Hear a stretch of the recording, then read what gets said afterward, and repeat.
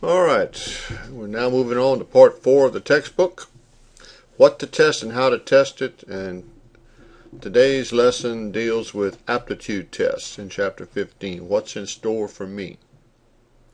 And so let's see what aptitude tests are all about.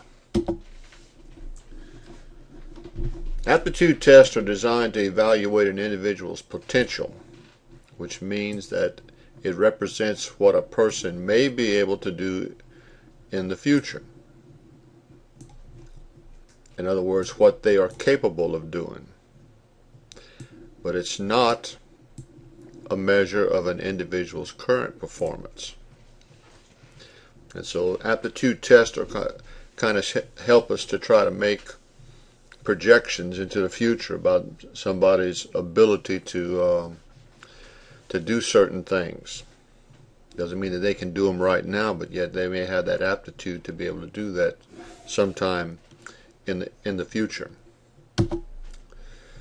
All right, we've got a number of different types of aptitude tests. One is an assessment of cognitive skills. You know, the SAT or the ACT, Compass, whatever you want to take, as an entrance test that is taken in high school prior to entering college, and it may give us some idea of a student's level of cognitive ability to see how well they could maybe project how they will do in college. You know, we have certain entrance scores to get into college and to get into our programs in our technical college system.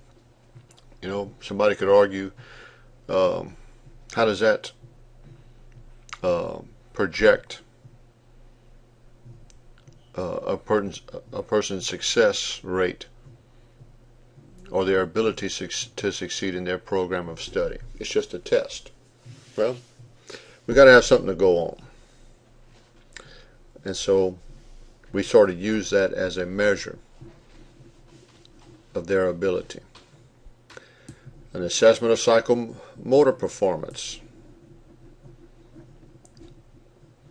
An example of that is the differential aptitude test, or DAT, which looks at a person's mental skills but also their physical skills, how they can, you know, what kind of hand-eye coordination do they have, how about their sight, as well as their personality and their cognitive ability. A true aptitude test have predictive validity, and the scores from these aptitude tests should accurately predict future outcomes. You know, just how close do they come to being right? That kind of determines their ability to be able to be used. You know, just because you make a 25 on the ACT, does that mean that you're going to graduate from college? Well, if the past is any kind of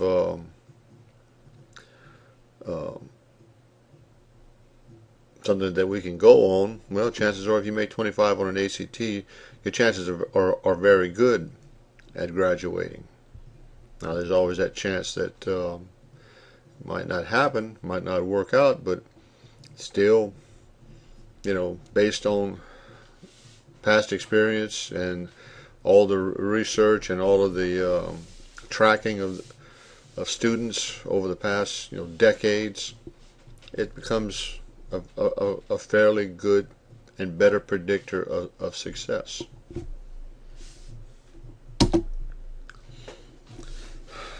We got two terms here, aptitude or achievement. There might be quite a bit of overlap between the two, but there is a big distinction between the two, and that is the use for the test. If we're going to test future ability or performance in some situation, we want an aptitude test.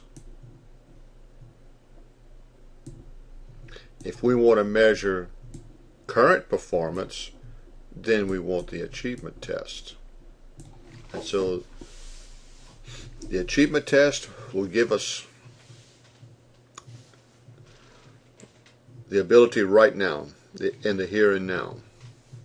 But that aptitude test will give us an idea of what the future holds.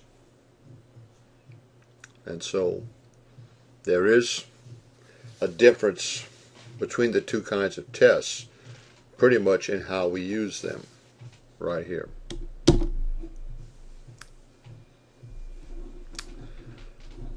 What are your aptitude tests designed to do? Well, let's see. Sometimes we use them to assess future or potential performance. Like how well will a person perform in a specific job situation? How well will he or she perform in college or else in graduate school?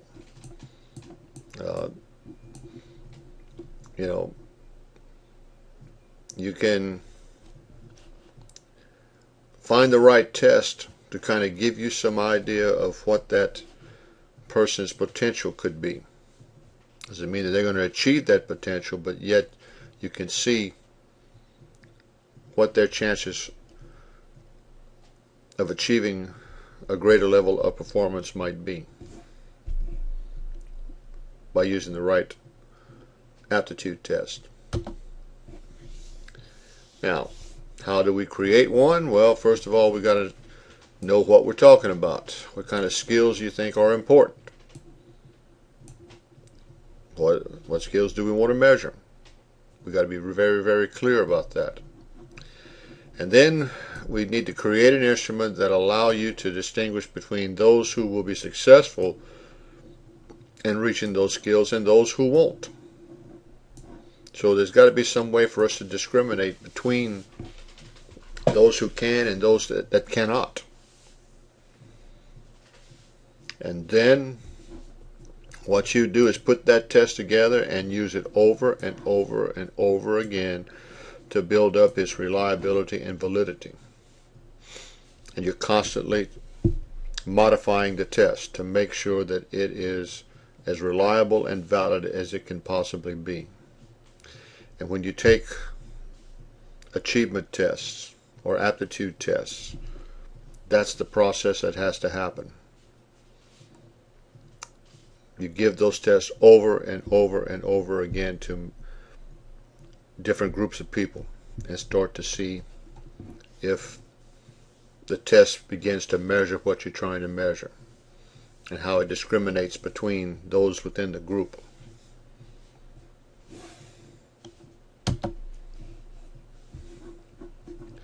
We've got a number of different types of aptitude tests.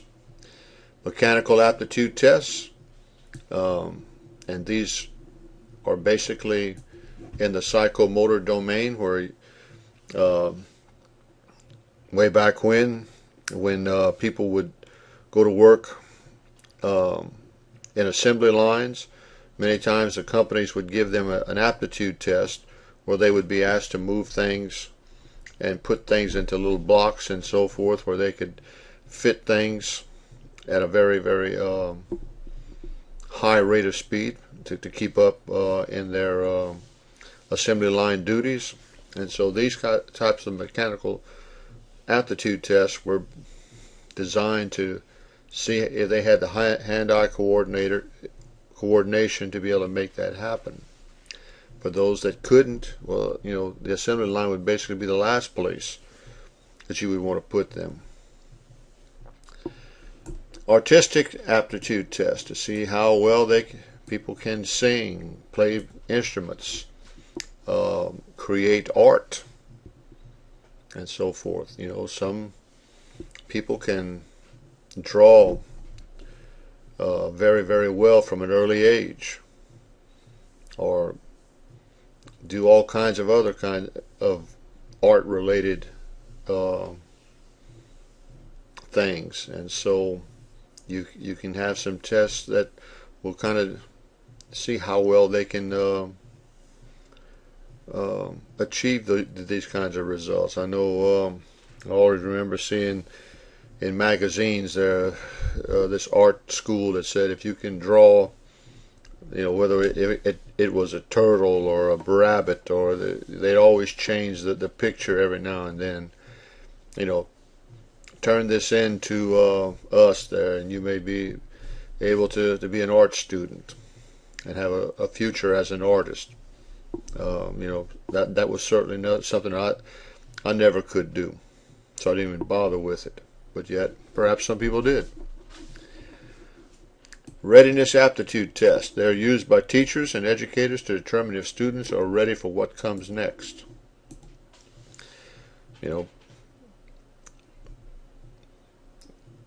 I guess we could kind of maybe put this high stakes testing under aptitude tests to see if they've got the ability to move forward in their educational abilities from the 4th to the 5th, from the 6th to the 7th, 8th to the 9th, or 10th or 11th to 12th, to see if they can do the work.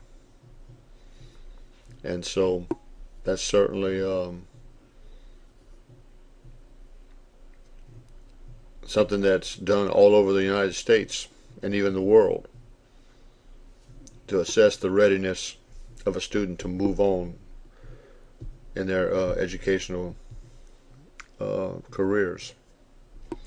And one that's kind of unique to vocational education, clerical aptitude tests.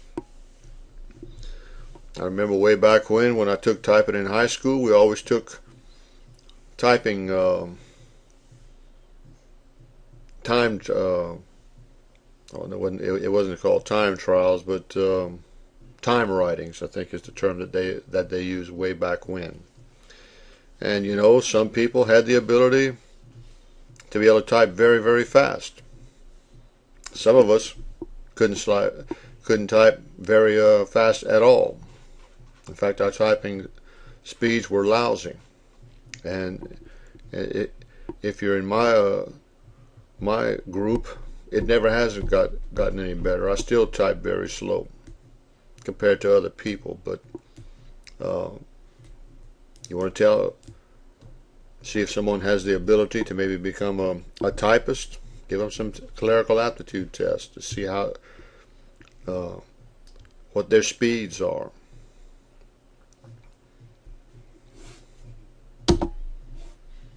Here's some aptitude tests. The Metropolitan Achievement Test kind of deals with reading, math, language, arts, science, social studies, designed for grades K through 12. Kind of assess those abilities. The Denver 2, this is from birth to 6, so this is preschool, and it's looking for developmental delays that preschoolers may be having.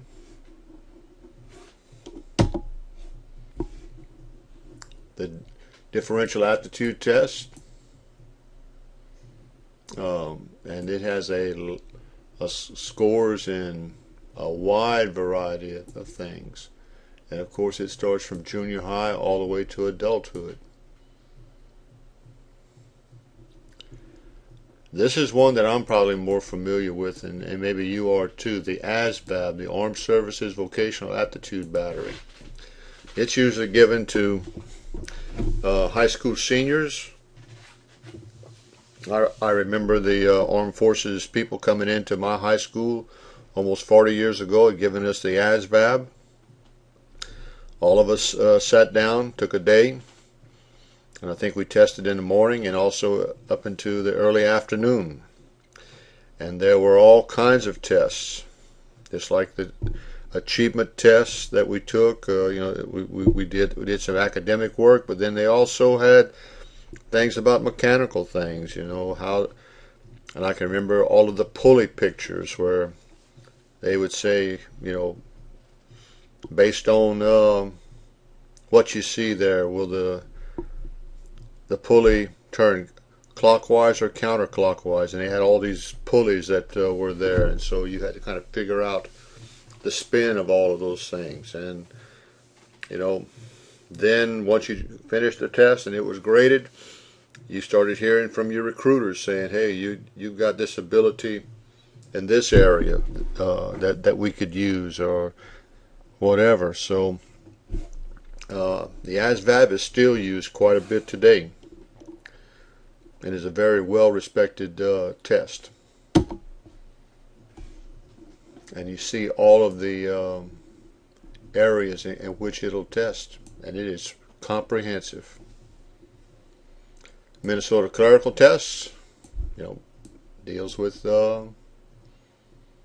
how well you can do clerical work, and also numbers and name comparisons, dealing with those kinds of things that you would in an office.